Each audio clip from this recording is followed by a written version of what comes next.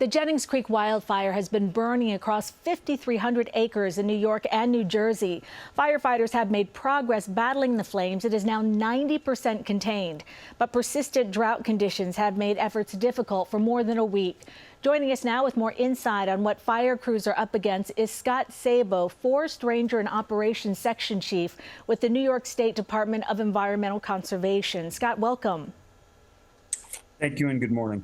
Can you explain the strategy you and the crews are taking to fight the Jennings Creek wildfire? Yeah, so crews in the field are primarily responsible for two things, and that's structure protection and securing any kind of values at risk, and interior wildland firefighting. Those crews are going off the roadway into the mountain, and they're cutting and reducing the vegetation so that the fire has no fuel to consume. So they cut a fire break, they dig hand line down to mineral soil, and then they hold that. And that's what stops the progression of the fire. And what are the factors that are at play that's making this brush fire so challenging to contain?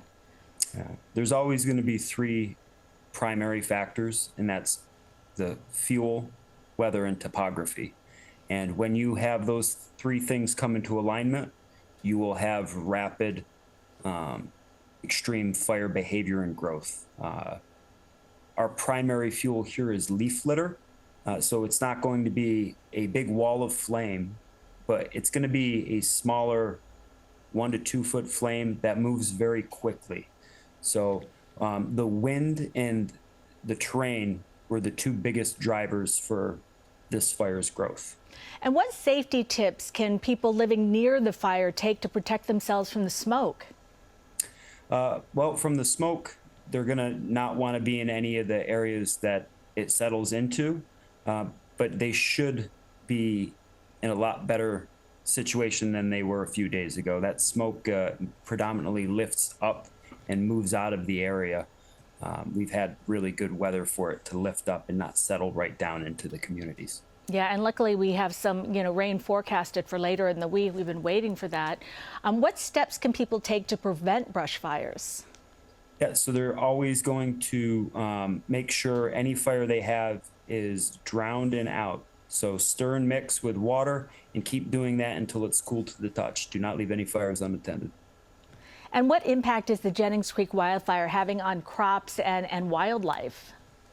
There's going to be some minimal wildlife displacement, but there's no agriculture in the immediate area of the burn. So this isn't a very remote and rugged piece of country.